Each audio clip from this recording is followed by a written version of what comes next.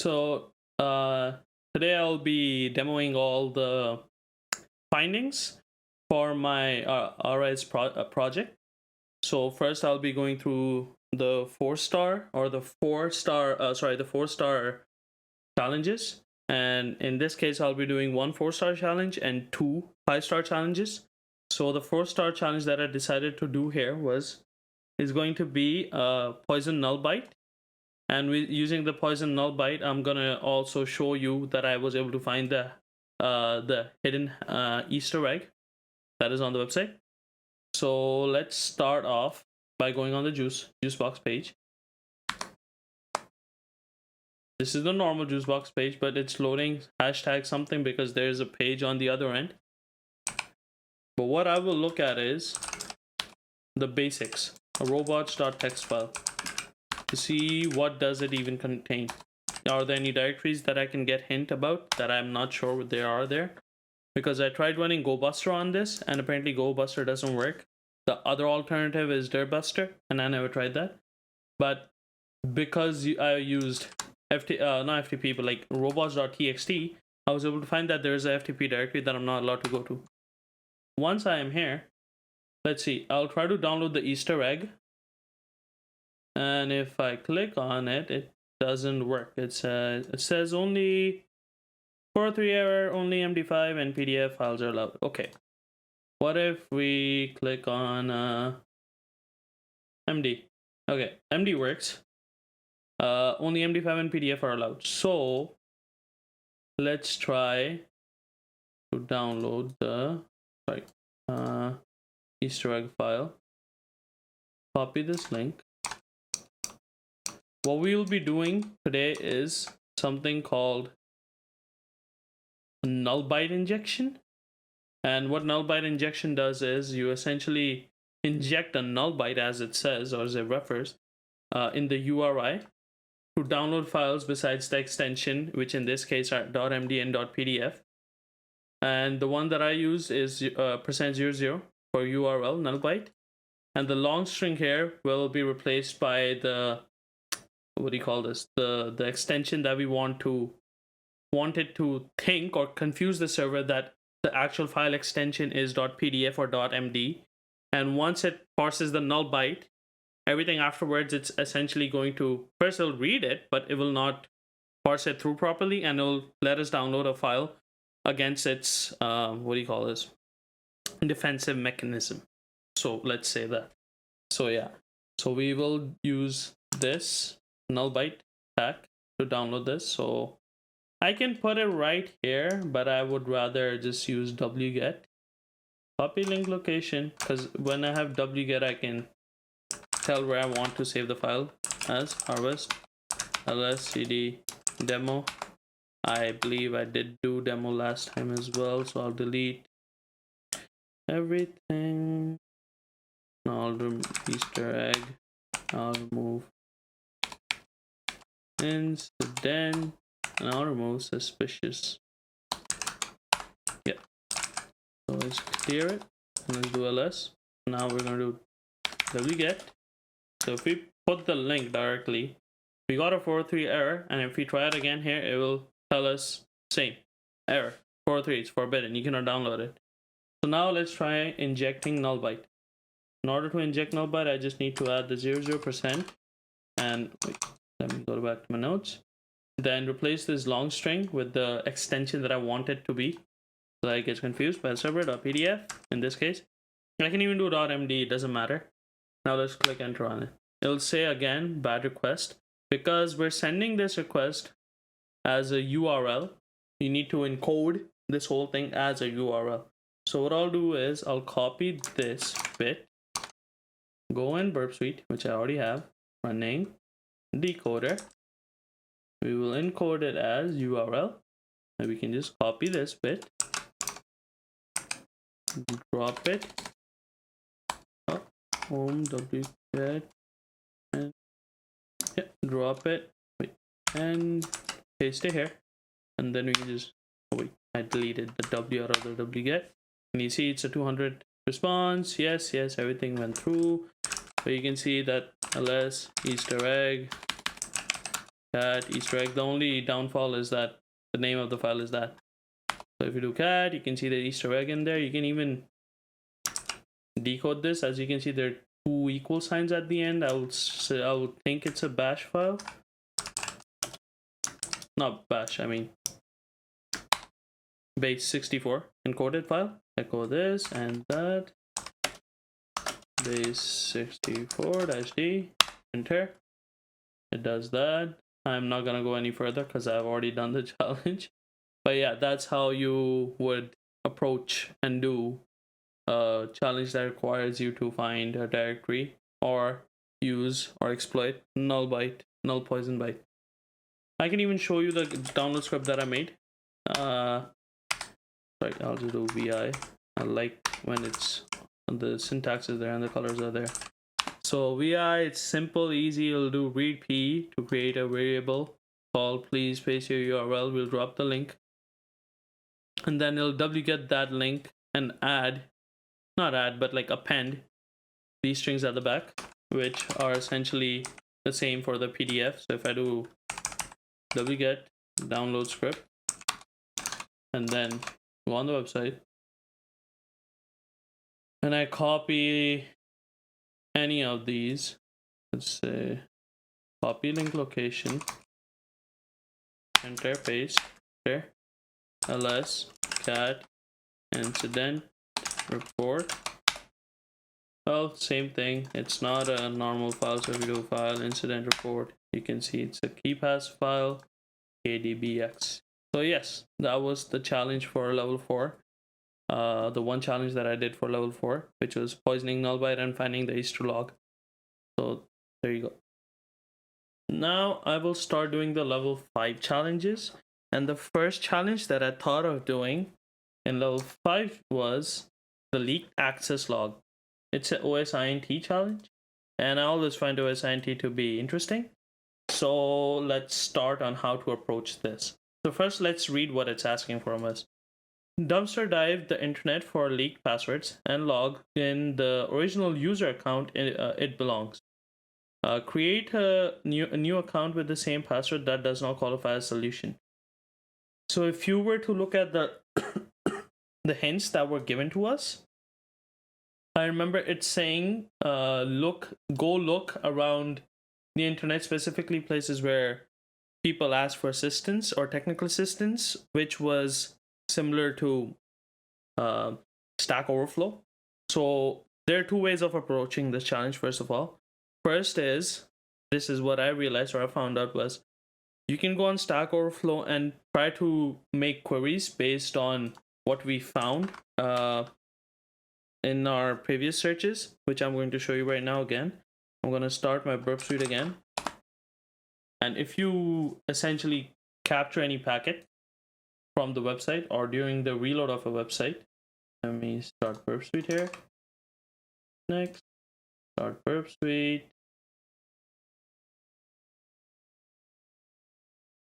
And then you do refresh.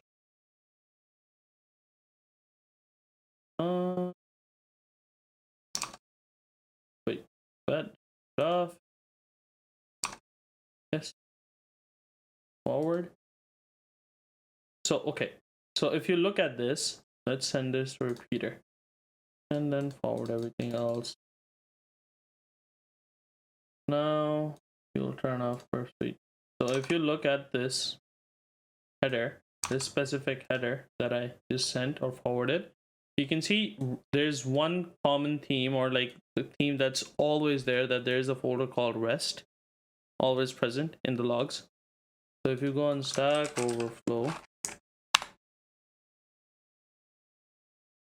and if you make a search for access logs, because what we're trying to do here is try to find the access log. Let me try to hide everything and only show OSINT.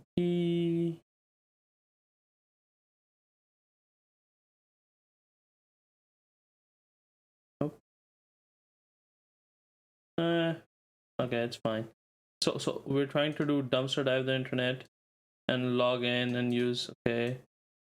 We're trying to find access logs for this.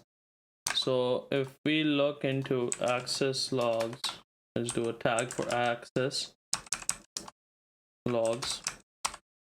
Okay, so we're trying to search anything which has a tag for access logs, and then the word that we're actually searching would be REST. I'm not robot.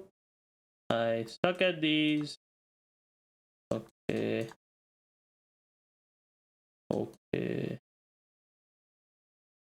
Okay.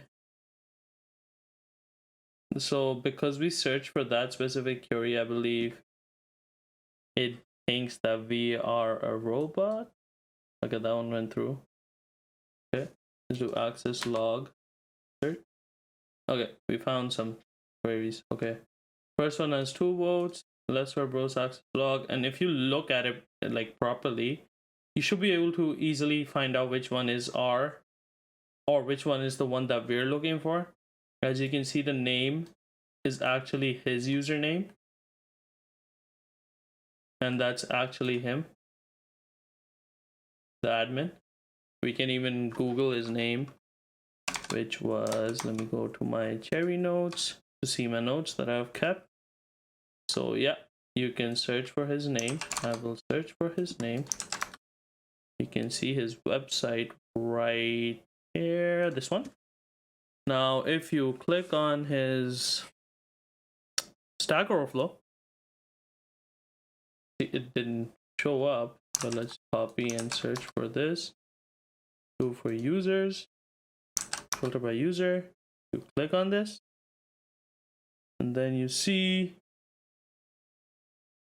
that he has also made a similar thing. Less verbose access logs using express.js/Morgan. So these are 2 ways of getting to the same step. But from here on out, what we're going to be doing is the same. So as we can see, these are the logs, and as you can see, there's also REST present in the log. You could have also searched for API, and I believe you would have found it. So what we're going to do is first go on these logs and try to find anything that has to do with password. Because this is a HTTP server, we know that if you're sending any password queries, and if he has, when you're changing password, it'll send most probably something to do with a password or query to do with a password. It will contain the word password in it. So the log itself here contains the word password in it. So it's changing password for someone. We just don't know who. So from here, what we can see, it says current password, and the current password is that. And I remind you that this is URL encoded because it's going through a URL, being sent over a URL, which will decode when it comes towards the server end. So this is the password, and just don't worry about that and, because that and is a field separator. So it's essentially saying current password and new password is this, and repeat password is this. The one thing that we can notice here right off the bat is that the repeat password doesn't match the user password. Why I say this is because you can see he mistyped, or the person mistyped at the end while typing their password. Over here, the last thing they typed was K, and here what they typed was K8. So what we know that the change password request didn't go through, as we can see that they didn't ask for change password again. These are just the raw logs. So they never asked for changing the password again. So we just copy this. I tried using the Burp Suite's URL decoding, but it didn't work properly. So I ended up using an online tool, and I copied the URL that we decoded. Now we will go back to our OWASP Juice Shop. We will log in. So we have the password, but it's in, that is URL decoded. What we don't know is what email are we going to use. So as I was doing my previous work, or like I was trying, like nudging around, finding stuff for this challenge, I did the SQL challenge, which I had recorded, but I don't think I'm allowed to show it in this one because it's about SQL and it's a different challenge, a level 4 challenge. So I will just show you the results that I got from it. So first I was able to get the SQL query, a whole SQL query with their usernames and passwords. And then I copied these usernames into a credential file.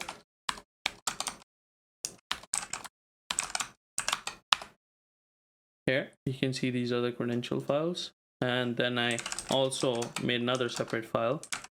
I believe it's called Harvest Emails, with just their emails in it.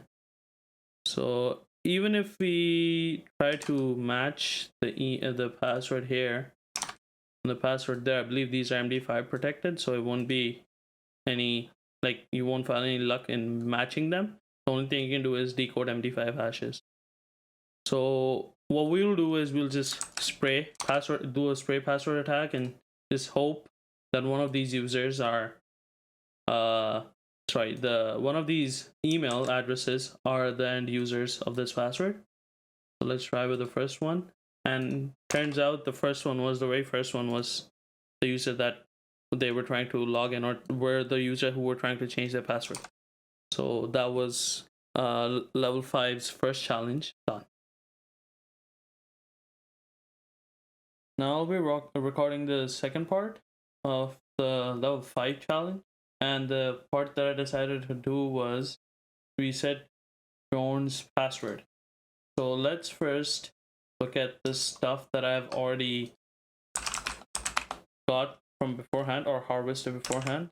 Cat harvest. Let's look at FTP.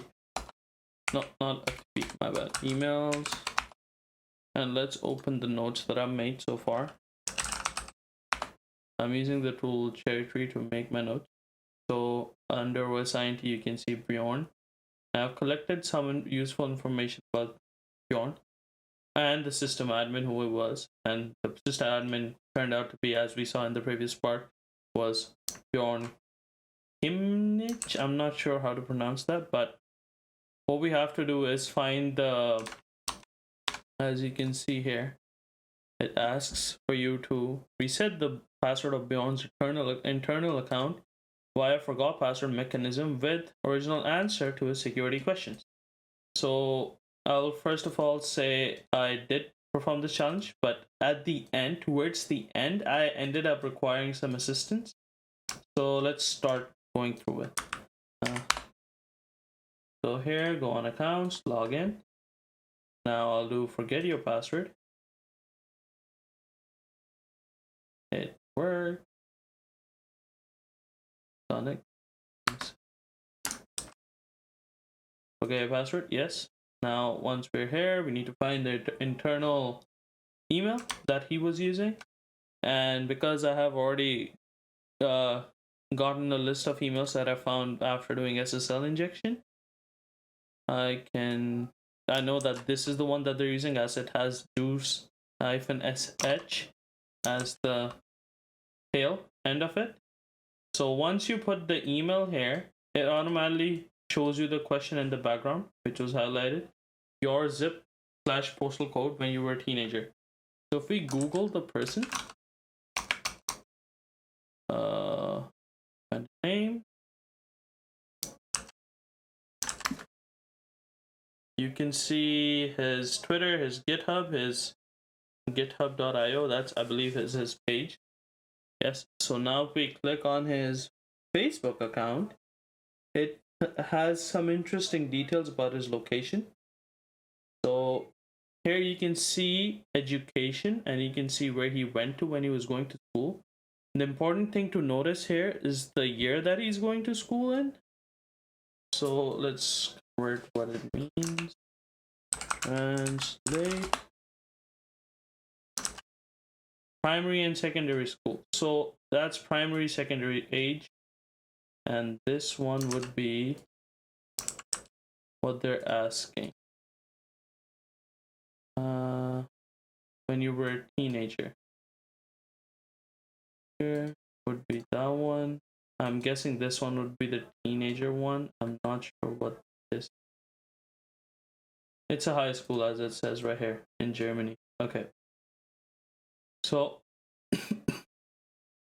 we know that this was the place. So all we need to do is find the postal code for this place. And right here it says 25436. And if you post it here and try to change the password, it doesn't change, or it doesn't work. It says wrong answer to security. And I double checked everywhere and I essentially got stuck here. So I did a bit more digging, and it had to do with his year and apparently Germany's postal codes.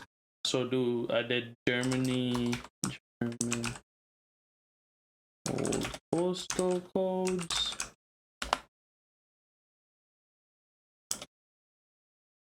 And as you can see here, list of German postal codes. And as you can see here, postal codes in Germany were post routing called PLZ so they have been changed to post routing numbers since 1993, and before that they were different. So what he could have done in his postal code information is that he could have used the postal codes that they were using before this change happened. So that postal code that we got from Facebook might be the current one, but it's not the old one. So what I decided or understood was, as you can see, go back on the Facebook page and find, okay, this is the location where he was there. Find thing.